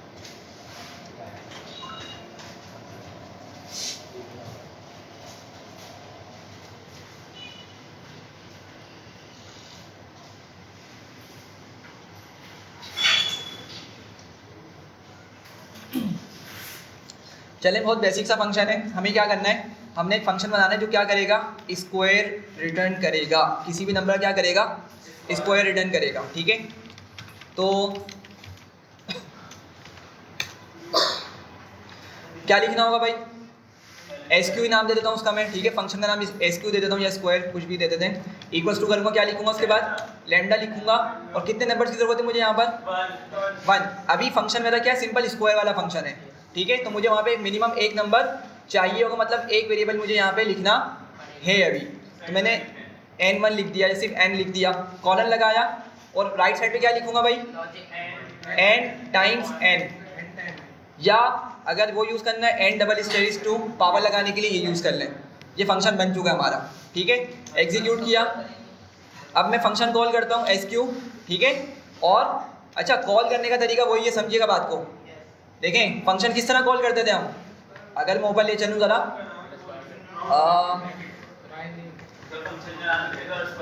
स्क्वायर ब्रैकेट बना के क्या करते हैं, स्क्वायर ब्रैकेट, मुझे भी कंफ्यूज कर दिया भाई।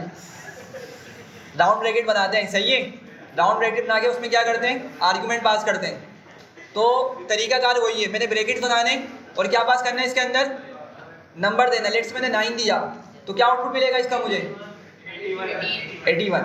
9 टाइम्स 9 इज, स्क्वायर कर रहे हैं ना, ठीक है, 81 होगा। 9 टाइम्स 2 नहीं किया था हमने, सही है, पावर लग के आ रही है। क्लियर है भाई।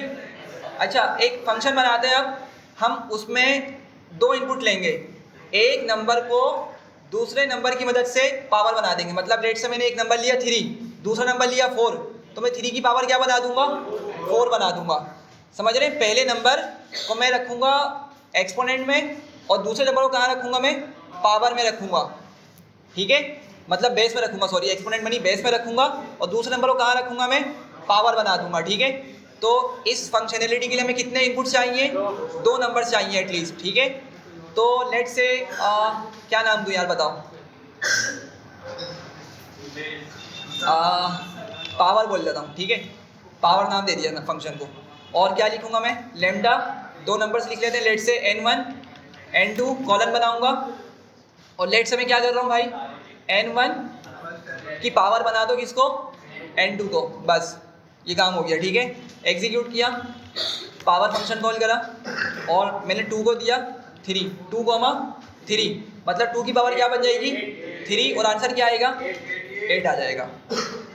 क्लियर है?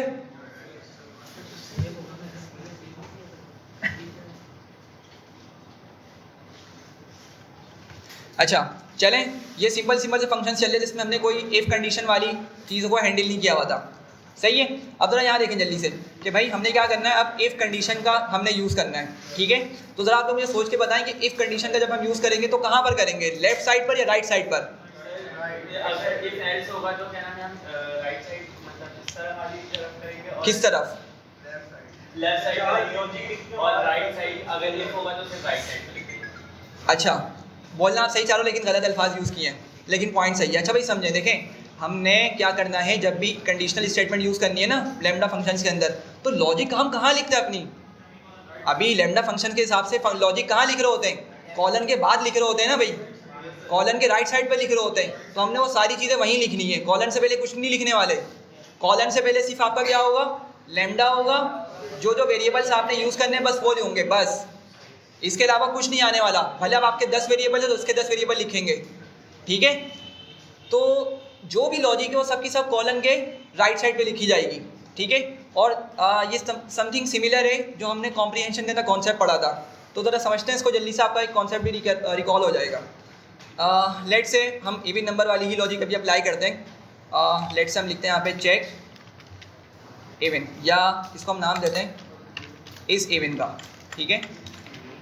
फंक्शन का नाम क्या दे दिया मैंने, इस इवन, इक्वल्स टू किया, लैम्डा लिखा, लैम्डा, और मुझे क्या करना है, कितने नंबर चाहिए होंगे भाई, मुझे इवन नंबर चेक करना है, मुझे कितने नंबर चाहिए होंगे, मुझे कितने वेरिएबल्स की नीड होगी, एक ही नीड होगी ना भाई, सिर्फ नंबर दे दो और उस पर हम कंडीशन लगाएंगे उसी नंबर पे और उसी के हिसाब से इवन या ऑड बता देंगे। तो नंबर मुझे एक ही चाहिए, मतलब वेरिएबल ही मेरा एक ही बनेगा।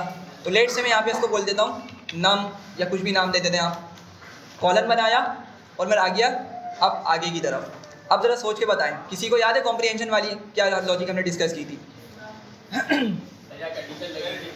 हाँ नंबर अगर लॉजिक के नीचे डिवाइड हो जाए और बराबर 0 के हो जाए तो ये बोल देना एग्जैक्टली। तो क्या लिखूंगा भाई मैं, इफ और नम, वो जो नंबर आएगा, वो जो यूज़र मुझे नंबर प्रोवाइड करेगा, वो नंबर कहाँ पर सेव हो रहा होगा मेरे पास, नम के अंदर सेव हो रहा होगा, ठीक है। तो मैं उसी नंबर की हेल्प लेते हुए इसको बोलता हूँ भाई चेक करो इसको कि क्या ये इवन है, ठीक है।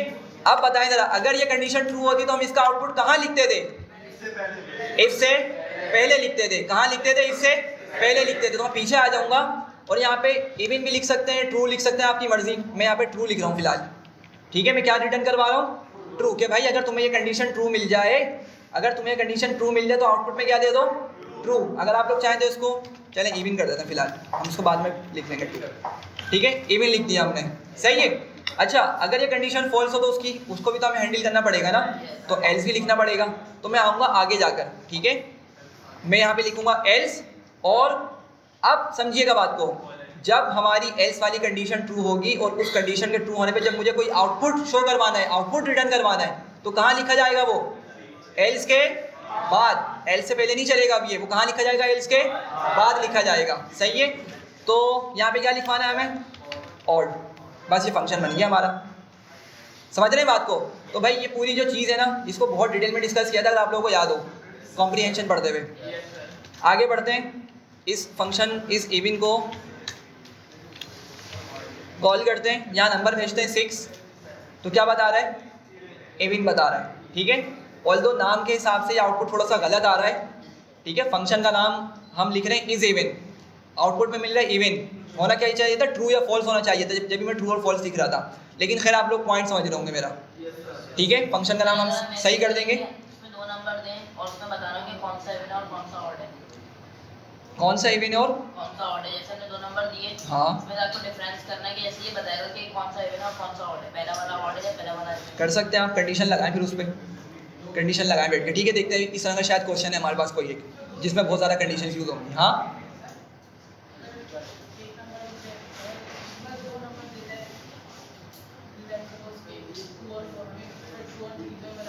थोड़ा ज़ोर से बोलो कि आवाज़ कट थोड़ी सी क्लियर नहीं है।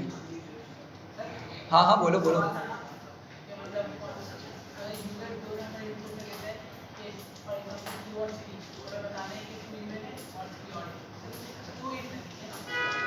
हाँ इसमें फिर आपके मल्टीपल मतलब आपको एक से ज़्यादा मरतबा इफ यूज़ करना पड़ेगा, ठीक है। हाँ तो देखते हैं इस चीज़ को। चलें यहाँ पे देखें यार, यहाँ देखें एक क्वेश्चन है बहुत सिंपल सा है। यूज़र 2 नंबर देता है, ठीक है। यूज़र 2 नंबर इनपुट देता है, हमें चेक करके बताना है। लेट्स से उसने एक नंबर दिया ए, दूसरा नंबर दिया बी, मतलब 2 नंबर दिए ना 3 और 4, मैंने उसको ए में स्टोर किया, दूसरे नंबर को किस में स्टोर किया, बी में स्टोर किया। अब हमें ये चेक करना है कि भाई अगर ए बड़ा है किससे, बी से, तो शो हो जाए मैसेज क्या कि भाई A is greater than B. और अगर इसका वाइस वर्सा हो, मतलब अगर बी बड़ा हो ए से, तो फिर वो वाला मैसेज शो हो जाए। पॉइंट समझ रहे हैं। लेट से ए और बी के अंदर आया 3 और 4, ठीक है। तो क्या हम दिखाएंगे कि भाई 4 इज़ ग्रेटर देन 3, ये मैसेज दिखाना है। और अगर अपोजिट केस होता है, लेट से क्या 9 और 2 है, मतलब ए की वैल्यू क्या है 9 और बी की वैल्यू क्या है 2 है, तो हम मैसेज क्या दिखाएंगे 9 इज़ ग्रेटर देन 2। हमें कुछ इस तरह करके अब कोड लिखना है, ठीक है। तो फंक्शन का नाम लिखेंगे। सबसे पहले क्या करेंगे, फंक्शन का नाम लिख लेते हैं चेक ग्रेटर नंबर, ठीक है। इक्वल्स टू क्या लिखना होगा भाई, जरा जल्दी से बताएं। लैम्डा लिखूंगा, वेरिएबल्स कितने बनेंगे, मैं ए और बी का यूज़ कर लेता हूँ, ए कोमा बी, कॉलन आ गया, ठीक है। अब कंडीशनल स्टेटमेंट से आपका ये कोड स्टार्ट होगा, ठीक है। तो क्या लिखना होगा सबसे पहले, if A is greater than B. अगर ये कंडीशन ट्रू होती है तो इसका आउटपुट मुझे शो करवाना है। कहाँ लिखूंगा उसका आउटपुट को, इफ के पीछे। तो क्या लिखूंगा मैं यहाँ पे एफ स्ट्रिंग का यूज़ करूँगा, प्रॉपर मैसेज दिखाऊंगा कि भाई ए मतलब नंबर आएगा उसके अंदर इज़ ग्रेटर देन बी और बी का नंबर आ जाएगा। तो मैं लिखता हूँ इसको ए इज़ ग्रेटर या लार्जर और बी की वैल्यू यहाँ पर आ जाएगी। सही है भाई यहाँ तक, ठीक है। हम बिल्कुल इस तरह से कर सकते हैं, ठीक है। हमने पढ़ा था ये चीज़, अगर आप लोग को याद हो। और आगे जाएंगे, अगर ये कंडीशन फॉल्स रहती है तो कहाँ पे हम लेके जाएंगे इसको, एल्स में एल्स लिखूंगा। और एल्स के ट्रू होने पे जो मुझे आउटपुट में मतलब स्टोर करवाना होता है उसको हम कहाँ लिखते हैं, एल्स के बाद लिखते हैं, ठीक है। तो क्या लिखना होगा मुझे, मैं मैसेज कॉपी करता हूँ। मैसेज मेरा तकरीबन सेम रहेगा, बस नंबर्स क्या हो जाएंगे, स्विच हो जाएंगे। बी इज़ लार्जर देन या ग्रेटर देन ए। सही है भाई, बस फंक्शन बन चुका है। हम नंबर इंटर करते हैं, यहाँ पे कॉल करते हैं फंक्शन को चेक ग्रेटर नंबर, और लेट्स मैंने लिखा 5,9। तो क्या मिलेगा, हाँ नंबर आ जाएगा उसमें, ठीक है। 9 इज़ लार्जर देन 5, मतलब आपकी कौन सी कंडीशन चल रही है भाई, ये वाली एल्स वाली कंडीशन चल रही है, बिल्कुल ठीक है। और अगर मैंने इसको अपोजिट कर दिया, 9 को पहले लिख दिया, 5 को बाद में लिख दिया, तो इफ वाली चल पड़ेगी अब। सही है, समझ रहे हैं बात को। चलें आगे बढ़ते हैं।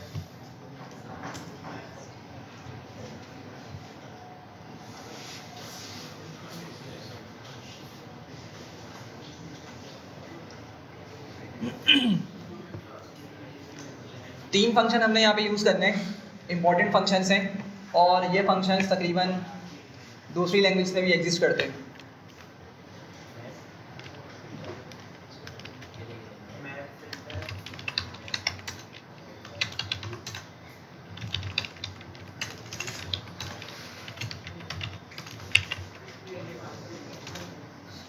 चलें ज़रा यहाँ देखें, मैप, फिल्टर और रिड्यूस, ये तीन फंक्शंस डिस्कस करने हैं, इंपॉर्टेंट हैं, ठीक है।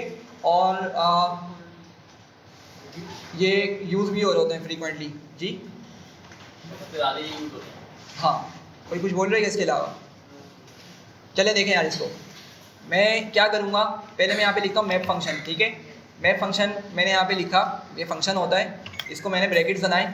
तो ज़रा देखें, पहला जो हमारे पास आर्ग्यूमेंट है वो क्या है भाई, एक फंक्शन है, उसको छोड़ दें, इसको देखें क्या लिखा हुआ ये फंक्शन, कि भाई मुझे मैप फंक्शन के अंदर जो पहली चीज़ लिखनी है ब्रैकेट्स के अंदर वो क्या है, एक अलग से फंक्शन लिखना है। क्या लिखना है, एक अलग से फंक्शन यहाँ पे लिखना है। अच्छा, और दूसरी चीज़ क्या होगी, कोई आइट्रेबल होगा, ठीक है। दूसरी चीज़ मुझे क्या पास करनी है यहाँ पर, आइट्रेबल। अब पहले फंक्शन वाली चीज़ को डिस्कस करते हैं। लेट्स से कि मेरे पास ना एक लिस्ट है। अरे कॉल बैक ले रहा है। हाँ सॉरी, कॉल बैक ले रहा है। कॉल बैक ले रहे हैं मतलब क्वेश्चन थोड़ा सा एलेबोरेट कॉल करें। बैक लेगा। हाँ ठीक है, हम फंक्शन को अंदर कॉल भी कर सकते हैं, लेकिन हम फंक्शन लैम्डा यूज़ करते हुए अंदर ही फंक्शन को डिफाइन कर देंगे, सही है। लेट से मैं यहाँ पे नंबर्स की एक लिस्ट बनाता हूँ। मैं यहाँ पर एक कोड लिखता हूँ,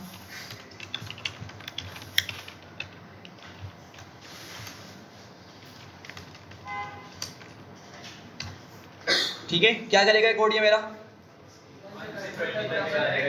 1 से 20 तक की लिस्ट बना देगा कॉम्प्रिहेंशन की मदद से, सही है। अच्छा, मैंने क्या किया, अब बात समझिएगा यार, यहाँ फोकस करें, बात समझें। मुझे मैप फंक्शन के अंदर पहले क्या करना है, मैंने एक फंक्शन डिफाइन करना है। वो फंक्शन क्या करेगा, वो फंक्शन ये करने वाला है कि भाई यहाँ पर मतलब इस नंबर्स के अंदर आपको पता है 1 से लेकर 20 तक के क्या मिल जाएंगे, हमें नंबर्स मिल जाएंगे, ठीक है।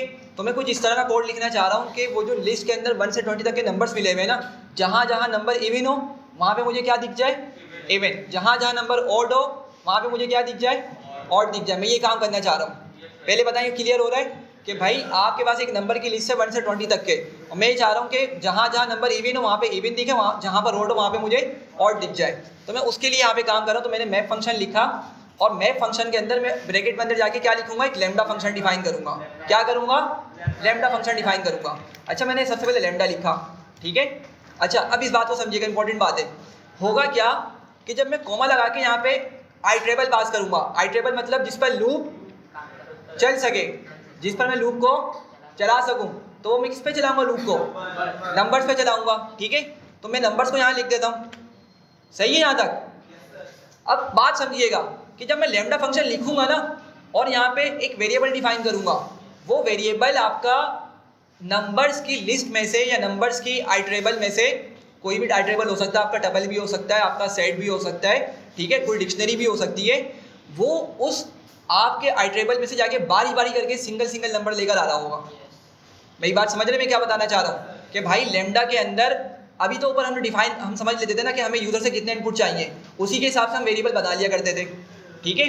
देखें जरा जल्दी से यहाँ पे कि भाई मुझे यहाँ पे एक फंक्शन बनाया था चेक ग्रेटर नंबर का, जिसमें मैं कितने इनपुट ले रहा था यूज़र से, 2। तो मैंने कितने वेरिएबल रखे थे यहाँ पे, 2 ही रखे थे। ऊपर भी मैंने कितना रखा था, मुझे 1 नंबर चाहिए था, नंबर इवन चेक करने के लिए मैंने कितने वेरिएबल रखे थे यहाँ पे, 1। लेकिन जब हम मैप फंक्शन का यूज़ कर रहे हैं, मैप फिल्टर या रिड्यूस, अब ये देखेंगे आगे जाके, तो आपको सबसे पहले ये तो समझना है कि आपका जो लैम्डा फंक्शन है ना, किस पे काम करेगा, उस आइट्रेबल से जाके नंबर लेकर आएगा।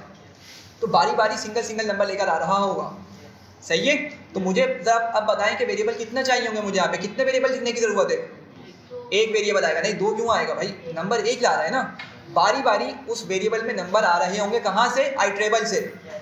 तो अगर मैं इसको लिखता हूँ n, सिर्फ सिंपल यहाँ पे n लिख देता हूँ, या चले मैं इसको लिख देता हूँ x कॉलन बनाया। तो जरा समझिएगा भाई, आपका जब आपका ये वाली चीज़ फर्स्ट टाइम एग्जीक्यूट होगी ना, लैम्डा फंक्शन जब फर्स्ट टाइम एग्जीक्यूट होगा, तो x में क्या आएगा, फर्स्ट टाइम नंबर की फर्स्ट वैल्यू आएगी, मतलब 1 आएगा। दोबारा चलेगा तो क्या आएगा, 2 आएगा। दोबारा चलेगा क्या आएगा, 3 आएगा। तो इसीलिए मैं बोल रहा हूँ कि सिर्फ हमें एक वेरिएबल की ज़रूरत है लैम्डा फंक्शन के अंदर। पॉइंट समझ आ रहा है मैं क्या समझाना चाह रहा हूँ। तो मैंने यहाँ पे x करके एक वेरिएबल बना लिया। अच्छा, अब x के अंदर एक्चुअली मेरे पास डेटा आ रहा होगा आइट्रेबल के अंदर से निकल कर, सही है। तो क्या ख्याल है, अगर मैं यहाँ पे एक कंडीशन लगा दूँ, कंडीशन वही लिख लेता हूँ हमने ऊपर अभी डिफाइन की थी ना, इवन और ऑड वाली।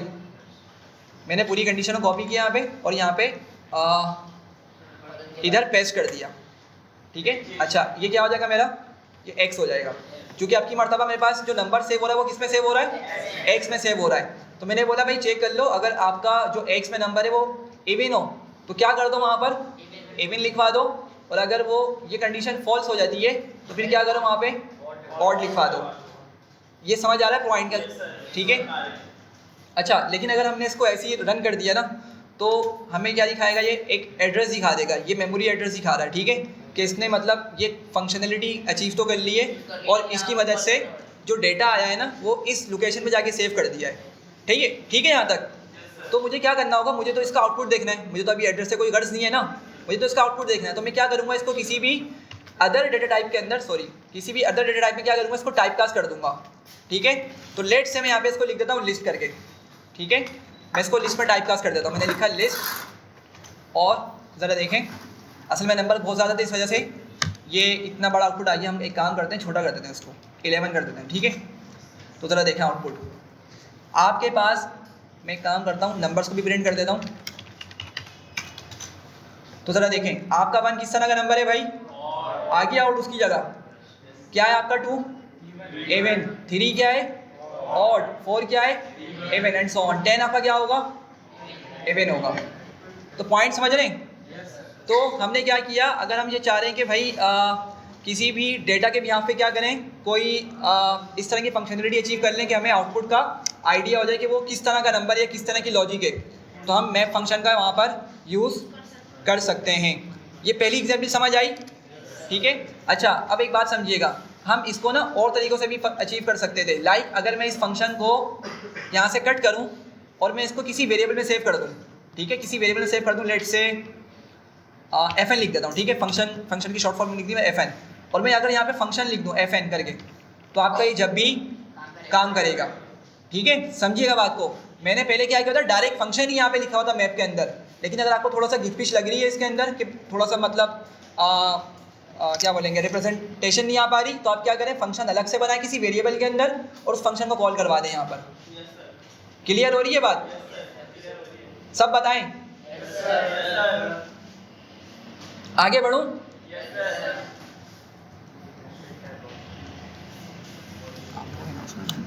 सर मुझे ये कहना है कि सर नेट तो वैसे भी नहीं चल रहा है, अब बच्चों को 10 मिनट ऑफ दे दीजिएगा, फिर निकलते नहीं तो टाइम भी लगा देंगे ये लोग। 10 बजे मुझे बंद चढ़ना है, वो बंद कर देंगे ना वो 10 बजे तक। 10 बजे मुझे नीचे उतर के मुझे ना पैसे करना पड़ेगा, 10 मिनट पहले इनको ऑफ दे दीजिएगा। ठीक है, जब बच्चे जब नीचे उतार रहे होते हैं ना, फिर क्वेश्चन बहुत सारे होते हैं। अच्छा, सारे सवाल को मैं चाहता हूँ कि आ जाता ना, तो उसमें कवर जाना था, नीचे कर लीजिएगा। ठीक है सर, 9:15 बजे 9:15 बजे तो ऑफ दे दीजिएगा। ठीक है,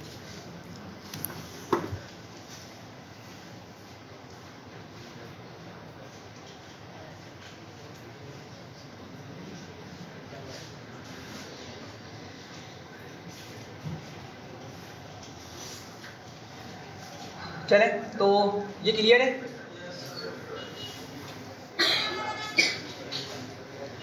अच्छा, अब एक बात समझिएगा जरा जल्दी से यार, ये शायद हम रिड्यूस ना कर सकें, फिल्टर को अभी कंप्लीट करते हैं। फिर एक बात समझिए आप, देखें मैप में क्या किया हमने, मतलब एक तरीके से नंबर्स की एक तरीके से लेबलिंग करवा दी कि भाई ये नंबर ये है, ये नंबर ये है। समझ रहे हैं बात को? एक तरह से लेबलिंग हमने कर दी है ना, ये कि भाई 1 है तो क्या है, ऑड है, 2 है तो इवन, मतलब हमने एक लेबल लगा दिया उन नंबर्स को। ठीक है, तो हमने एक ये काम कर दिया।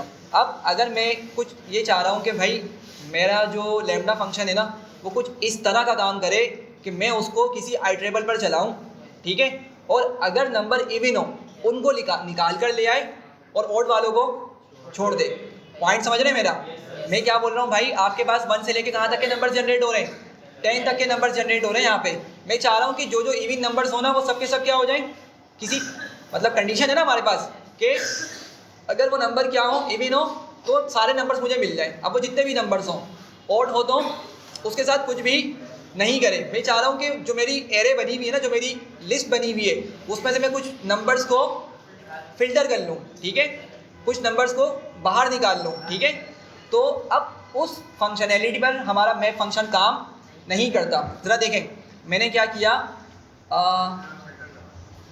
हाँ बिल्कुल, लेकिन पहले मैं समझाऊं कि मैप से क्या मसला आएगा, फिर हम फिल्टर पे मूव करेंगे। मैंने वही किया है कि भाई नंबर्स की वही एक लिस्ट बना ली, प्रिंट करवा दिया। ठीक है, और मैं यहाँ पे क्या करता हूँ, मैं फंक्शन को ना फ़िलहाल सॉरी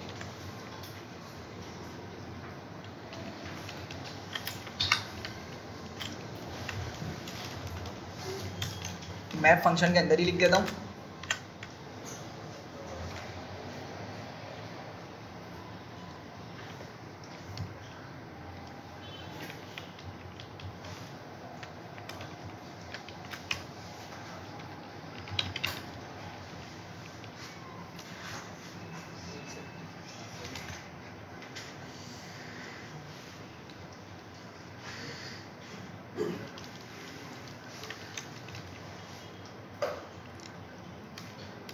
एक मिनट दिएगा।